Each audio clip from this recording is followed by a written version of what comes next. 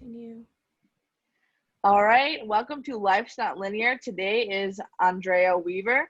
Andrea, could you please take a moment to introduce yourself, give us a little background, and then kind of give us like a timeline of your journey? Oh man. Okay. So right now where I'm at is, so I'm Andrea Weaver. I go, my pronouns are she, her, hers. And I'm currently employed at a company called Next Gen America. They do a lot of, they're a PAC organization. They do a lot of work around getting youth voters, which is like 18 to 34 or 35, to really be involved in voting. More specifically, the larger population of that is Latinx and Black folks. So there, I don't do any of the organizing, which is like the lifeblood of the organization. I actually support the executive director and the managing director.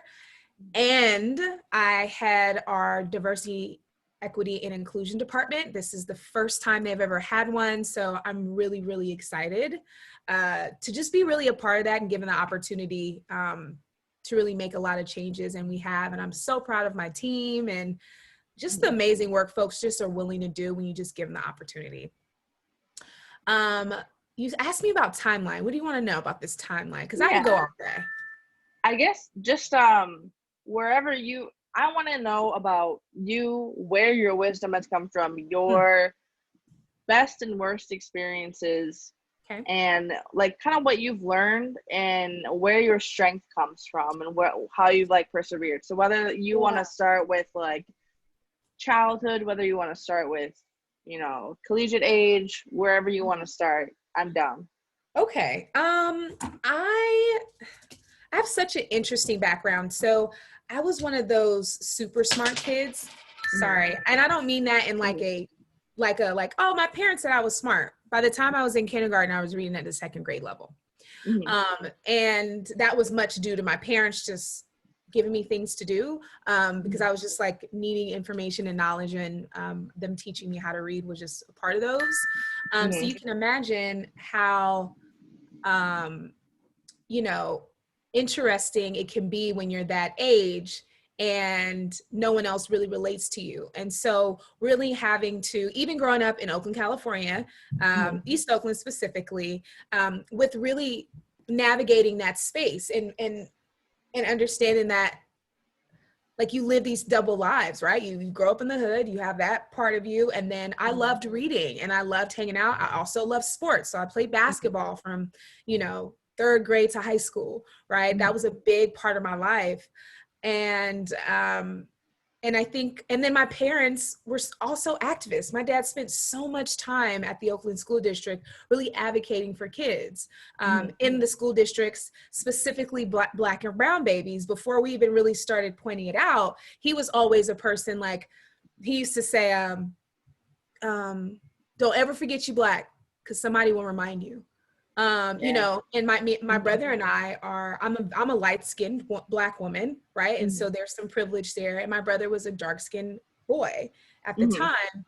And so in our house, I didn't even realize that people had like the colorism issues, like what we know now as colorism.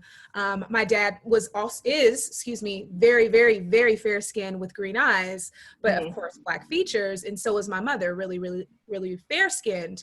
And so really navigating that space with the leadership that I did have from them, it was very much pro-Black, pro-woman, pro-speak up. I remember my dad telling me, if you don't know who you are when you leave this house, you don't have no business leaving. Right. And so, know your name, because your name is Andrea Weaver, not everybody, not your friends, and that level of empowerment. I remember even as a kid talking about how, the phrase, oh, well, just be nice. If you don't have anything nice to say, don't say it at all. And my parents were like, absolutely not. Speak up so people can hear you, period. Like that's the end of that. And so that's kind of where just to give you a little context, my dad's also a pastor, right? And so that even has, surprisingly enough, my parents were always really liberal, always talked to us about everything. So I didn't have the typical sheltered life, but we did everything with my parents. So if we went to the movies with our friends, parents were there. If we had a parents were there. We went to a house party, parents were there. Like, I'm like not joking. So it wasn't like we had a sheltered life, you know, but and my dad was also really strict. And so really knowing how to navigate that. I think one of the common themes for me in my entire life has always been making sure people voices and are being amplified and they're seen and heard. And I just kind of fell into that purpose in the last 2 years of the work that I've been doing in DEI and before. They used to not call it DEI. They used to call it employee engagement. Like that was like the tip, maybe retention, right? That doesn't cover any of DEI, but yeah. It doesn't. Well, because it's the idea of professionalism. And what professionalism is, no matter what the organization, I have yet to see a standard definition of professionalism. What it really is rooted in is in white supremacy and like sameness and assimilation instead of let's accept people for who they are, acknowledge that, hey, I might have some bias here, which we all do about folks and things that make us feel uncomfortable.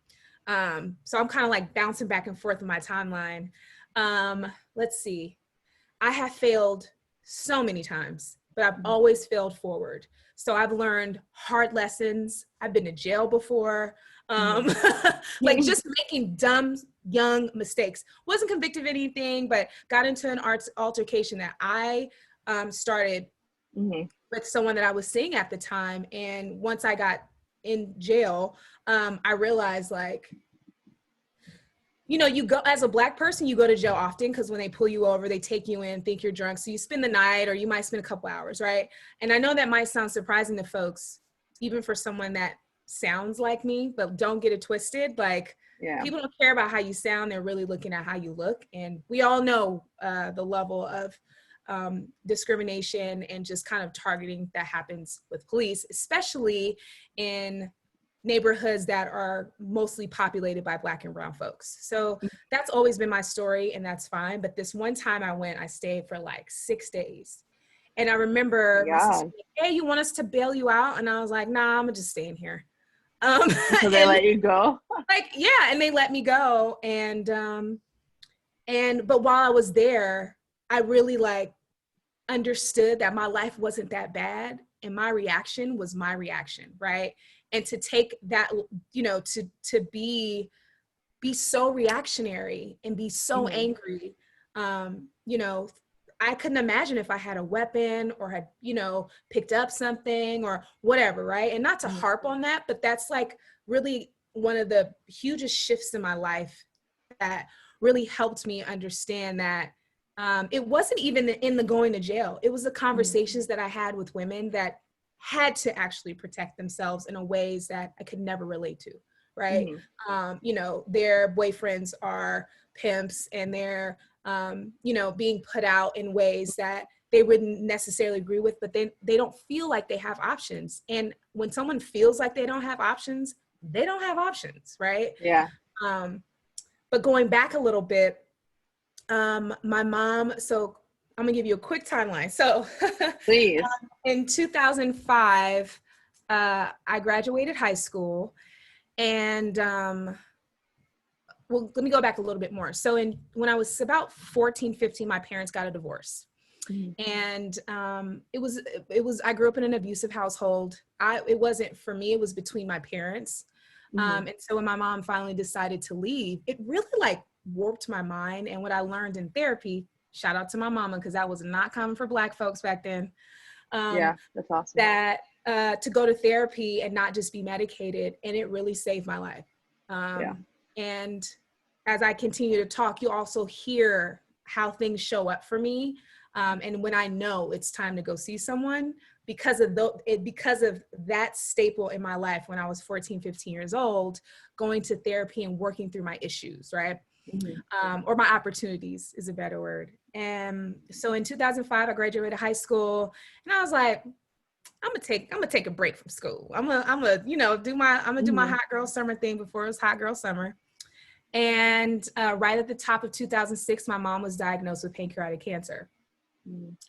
And if you know anything about it, it's, you know, I think it's only like 2% of people back then. So in 2006, only 2% of folks actually survived. And out of that 2%, most of those people didn't have like after a 10-year lifespan. So it's pretty much a death sentence.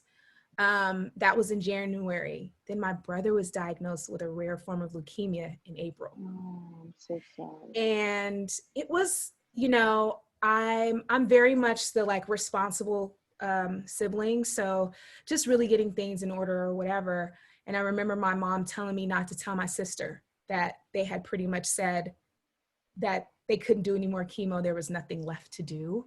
And then it just kind That's of, a lot to carry. yeah. And then me and my brother are 15 months apart. So it's like something so heavy that I really couldn't shake because it was just in my house. I lived there. So, Yeah. you know, we were going between hospitals every day. My brother was at Children's in Oakland. My mom was in Alta Bates in Berkeley. So we're just like swapping off. And then my mom passed away June of 2006. And in July of 2006, I found out I was pregnant with my son. Wow. I guess. Yeah, right? Yikes. God gave you life. Right? Came right on out. Just came swoop right on in. And I was working at the time. I was working at Verizon. And it's funny because I started working there as a greeter. And then I ended up leaving there and going on to continue to, one of the managers said, you'd be really great at sales. And I didn't think I would be. And turns out I was. And I stuck with it for a really long time. And I remember the day my mom died, I went to work that day. And people were like, I didn't really say anything about it, but like my family was calling me and stuff. And I was like, hey, my mom passed away. I've got to like take some of these phone calls. And they're like, what the fuck are you doing at work? And I'm like, listen, like, let me just work. Like I gotta, this is like, I need this or whatever. And yeah, so in the meantime, my brother's still at home, really sick. I remember him having this tube down his throat, and we had like cans and cans of Ensure because he couldn't really eat. And that's, you know, he got sick and was diagnosed 2 days before his 18th birthday. And he, you know, it was just devastating when you're 18 and trying to just figure it out, live your best life, you know, and now it's like, not only is my mom sick, now she dies. And this is like, that could be me. I couldn't imagine. I remember him saying to me like, Drea, I just wish I would die at one point. Cause it's just so hard, right? Like quality of life. Quality of life. And there was just other things going on. I mean, my sister and I weren't really prepared to be caretakers in that way. Not that we failed him in any way. It's just more of like, it's a heavy burden. So he was 18, so I was 19. Yeah. So like you're still trying to figure out how to be a caretaker for yourself. Right. And in some ways, I think, you know, my sisters are much older than me, so 14 and 12 years older than me. You know, we helped raise their kids. So I was looking to get out of being in that space and really wasn't even thinking about a kid, not even trying, you know, and that's how it always happens, right? And really navigating that space. And then, you know, trying to figure things out with my baby daddy. And that was a shit show, right? And I mean, at first it was nice and then it wasn't nice. You know, I got to the point where, you know, I had to make a decision. I was so reliant. I mean, that's how abuse goes, right? Is people isolate you. And it wasn't like he was just physically abusing me. It wasn't even that. It was the words, the conversation, the gaslighting, the gaslighting, the coercive control, the financial abuse, like that type of stuff, which is completely not me. But what I realized is that one, I was reliving the patterns that I had already seen, right? Yeah. And two, it's what you're comfortable with, sadly. And it's comfortable, right? Comfortable in chaos, right? I'm married to the trauma and all these things. Mind you, I still have a kid to raise now, right? And so, you know, along and to not carry that trauma into your kid as well. You can't help it. Yes. And when And then after all that happened, everything was just happening so fast. You know, one day I looked up and I just didn't feel like myself. And I was hating myself. And I had to just walk away. And it wasn't easy. And I don't mean that in like, walk away and that's it. Like, no, I still have a whole ass kid with this person. And trying to really navigate that space. And, you know, him and his family had been apart. They had become my family. My mom was dead when I had my son. So when I had my son, I had him at Tracy Sutter. And, you know, my best friend was there walking me around the hospital. I was living at my baby daddy's mom's house. And she, you know, after I had my son, I didn't realize it then, but now I know in retrospect, like I was really dealing with postpartum depression and not wanting to leave the house, not wanting to really do anything, not take care of myself, not like, go get my hair done, go get my nails done. Like that's my jam. Like, so you can imagine how Corona is really just hating on my life right now, but you know, that's my jam. Right. And still working through all of that. Or no, when I had my son, I wasn't working, but you know, going back to work was a struggle, like being afraid to leave the house, an irrational fear of taking my son somewhere. And she was really good at, you know, she's a lot of things. She's not a terrible person. We don't really speak now because it's just decisions that I have made for my own sanity. But she came through for me, you know, and she still comes through for my son. And if things weren't the way that it was or the way that they are now, I'm sure we'd still be cool. But, you know, just doing little things like, hey, go to the store and get me 3 items, right? Or, hey, I called Tasha, you know, that's who used to do our hair. Go, I already set up an appointment. Just go get your hair done. Nice. And I'm like, and I'll watch the baby. Just go, you know. And the little things really matter, though. Exactly. They add up. Yeah. It was those moments of being alone by myself, being like realizing that oh girl, you still cute, you know? Like even that, or just feeling like getting more used to being outside. I mean, I'm not joking. I probably didn't leave the house for like 5 months. Like, I mean, like without like prompt, I was not, you know, was not ready to go outside at all. And God forbid take my son. Like I was freaking paranoid. And then, so my son was born in 2007. Yes. Yes. 2007. I was trying to do the math with you. Yeah. Me too. I had to think about it. He's 13 now. But then, one night I was out with my friends. So in 2010, I was out with my friends and at this point in my life, like I was working a really good job. I love what I did. I was going to school. I had my own place. I was still out in the Central Valley where my son's dad lives, but, and I was still doing those things on my own where my family was still in the Bay Area. So I was out hanging out with my girls and, I got a text from my dad and he's like, hey, Elijah's doing good. And I was like, okay. And like went home, woke up the next day and I look at my text and I read the text wrong. It said, Elijah's not doing good. Who's my brother? Oh, shit. Yeah. And I was like, what? And, so I was like, nah, like what? So I was on Facebook. What made me check my phone was I was on Facebook and I saw his friend saying, rest in peace, Elijah. Oh, no. He died. And so I looked at my phone. I said, my dad just texted me. And then I looked at the phone and I realized he said he wasn't doing good.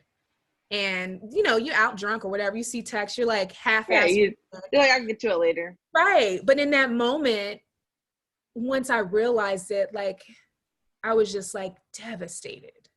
Like I could cry about it right now. Like it just, like you know, me and my brother were like thick as thieves, so close in age. We did everything together. We went to all the same schools together. Like we were almost inseparable until we became adults. And I mean, he was at the hospital when I had my son, like saw me push my son out, you know, like, you know, this is my guy and fought like cats and dogs, but you better not fight him like cats and dogs. And it just sent me, it killed me. It took me a long time to say his name out. I mean, I didn't start saying my brother's name out loud until 2018, because it just tore me up to say his name. again, went to work, did my thing, like just kind of did what I could. And then I got another job and got promoted and was doing really well and trying to date. And my son was older, so I can go out and kick it now. And like I was still kicking it because we had a lot of support, but not Yeah. as much as when he was older, you know. Um, um, and really being angry in that space and feeling the need to be like in a self-sabotage space, to figure out like where these feelings were going. And it let me know that I needed help at that moment, because not help like I'm on the edge. It's more of like, Yeah, to I work noticed through these things. patterns Yeah. and I can't do it alone. Mm-hmm. And started going to therapy again. And that time I got on antidepressants. Mm-hmm. And, you know, it was so helpful. And coming from being a Black person and a person of color, we don't believe in that. Like, that's Mm-hmm. white people shit, right? Like, we don't do that. Therapy, yeah. Yeah. Therapy, medication for mental illness in any way, shape, or form, even if it's temporary, that's white people shit. So it took me a while to get convinced, but it was, I did. But I also didn't have the tools to handle life as an adult. So it was more of a means to an end. So we're going to do this for this long. We're going to give you the tools so that you can, self-regulate and get to the point where, you can function as you have before or better,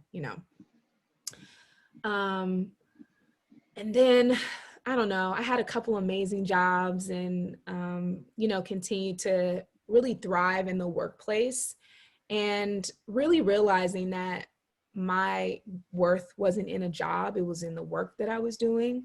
Mm-hmm. And I love sales, but it began to burn me out. I couldn't really do it anymore. Like, I loved it and I still do. I miss it. But it was just a lot of travel, wasn't at home, sharing a kid at that age was just freaking terrible, because of my schedule. It was just like insane. Mm-hmm. And so I spent a lot of time like figuring out what I wanted to do next, but I did it. I moved over into tech. And then I started that journey, like starting off as a facilities manager for a company called Publicis. Then someone suggested that I should go into tech. And I was like, I don't want to go into office space. It's going to be boring. Wasn't boring. Yeah. And then someone there was like, you'd be really good EA. And I was like, sounds boring. She was like, oh, honey.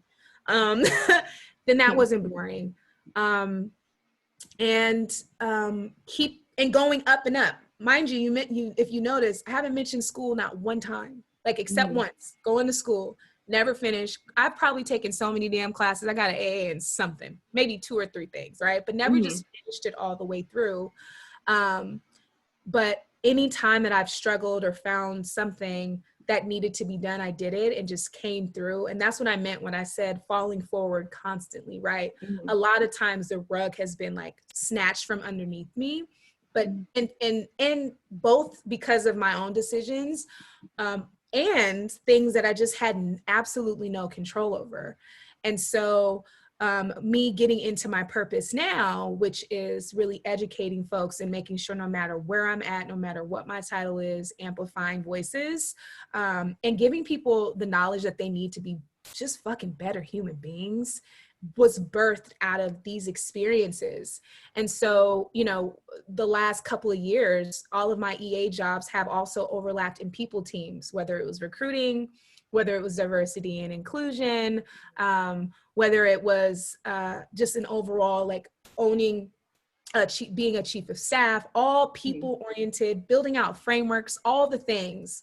And then last year I was at Twilio, and I wanted this role, and I did not get the role. And it was someone that didn't look like me and had not been at the company, and I felt like I was already doing the work, right? So we can argue about whether it was discrimination or not. I'm not even really sure, because I blew through all of my interviews, but I was so hurt because I had done all this work, and then I was like, you know what?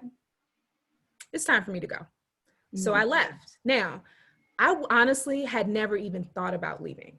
I love that place and still do, still talk to folks from there now and have nothing bad to say about the company overall, because they really do try their best to be a leader in seeing their employees. You know, one of my favorite things from our values was keeping Twilio weird. Like that was like so funny to Wait, me. it's Like, awesome. yeah, like everybody just be you, just be weird. And it was like that. Like I remember going to Pride, or we had Black History Month, and people just dressed up as folks, and like it was just, Halloween was like crazy fun.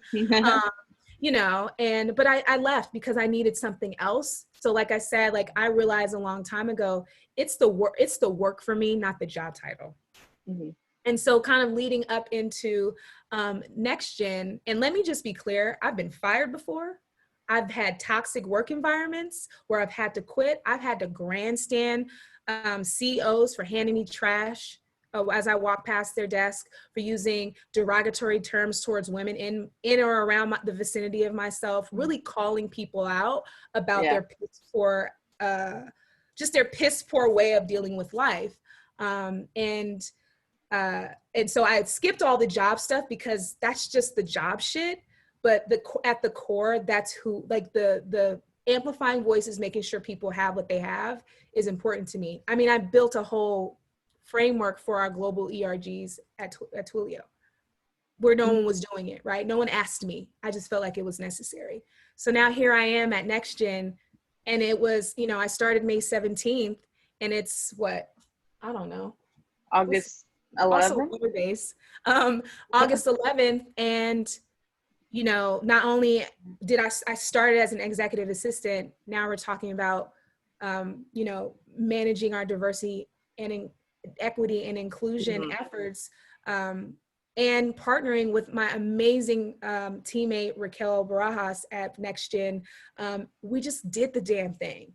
And it's those moments where you just start to look back on your life and you know, like, this propelled me here. So when I left Twilio, they didn't give me something.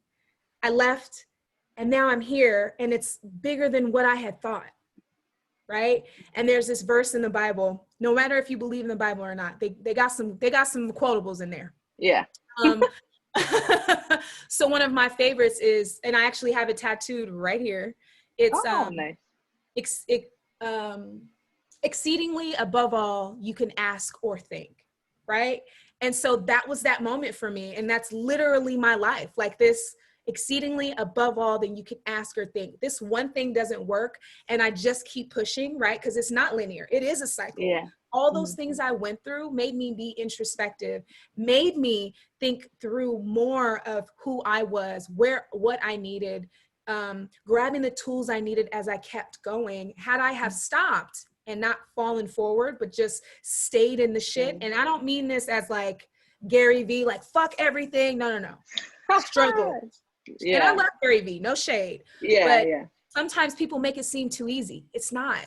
And oftentimes it's our brains that get us in the spaces that we're in. So you need someone else's brain to help you get out until you can self-regulate. And I'm just getting to that point maybe in the last 4 or 5 years. And it's an ebb and flow. Like you can self-regulate and then something else happens and you're like, well, now it's something else. It's like a tool belt. Like you're like, oh, I have the tools for this, but I need this tool. And then you figure it out. Exactly. And I mean, I remember when I realized I wasn't saying my brother's name out loud, I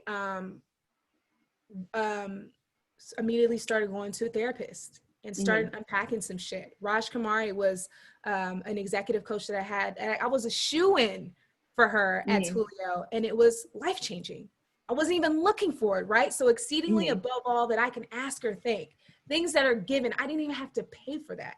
Changed my entire mindset about how I view myself in the world around me, right?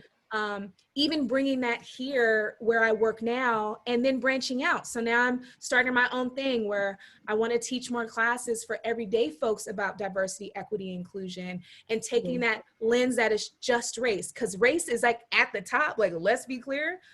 Black lives actually do matter. Black trans lives actually matter. Yeah. And all lives cannot matter until Black lives matter. Like, yes, ma'am. it's That's not that it. hard to understand. Oh, it's hard when you don't want to be uncomfortable, right? And I feel like we focus on organizations more, like how people show up at work, but we don't get to the heart of the people, and it's the root cause. It's the well, root. Like, oh, right. All right, all these companies are doing DEI now. That's great, but are you Right. just doing it so then people are like, Right. oh, I'll still buy from you. I'll still purchase your product. This box. And you said Black Lives Matter, but no one in middle management and above are Black folks. Yeah. Like, that's not the same, right? And so, you know, passing out Band-Aids to... Sorry, I think you have a hard stop. Yeah, I'm 5 minutes over, but I'll just say this last thing and we can link up again. But, you know, you do all this stuff and you get to a point where you just realize life be lifing. Yeah. For real. Life and be you just got to lifing. roll with the punches, do the best you can. Do the best you can. Voices while you, like, around you. Yeah. The best times that I've ever experienced in my life is when I'm adding value to myself and others. Yes. There's no time you go work somewhere and it's just about you and what you want and your title. It's about everybody else partnering together to do something. Because if it was just about you, then you wouldn't be employed there, right? If it was just about you and your family dynamics, you wouldn't need no family and you probably wouldn't be here if you didn't need nobody, right? True. And so it's adding value, not at the expense of yourself, but for the greater good, right? And whatever that looks like for you. And that's where I found this solace. And when I have these ebbs and flows, it really is like, let me just do something that's just gonna make somebody else happy. Let me go volunteer. Let's see what happens. Yeah. Let's see what, and then I feel energized by it. But that's my thing, right? But I haven't heard of anyone not centering value at their everyday and not be happy, right? And that doesn't mean things are going to be great. That doesn't mean you're not going to have high highs and low lows, but more often than not, you'll stay right here in the middle and it'll do this. And then sometimes it'll catapult like a roller coaster, right? Doesn't make you a bad person. Doesn't make you less of a person. Like, this is a part of the human experience. It's the becoming aware, feeling guilty, turning introspective, getting the tools you need. Now you become aware of something else. Like, it's just this cycle of learning and growing. And that circle grows bigger and bigger and bigger if you let it.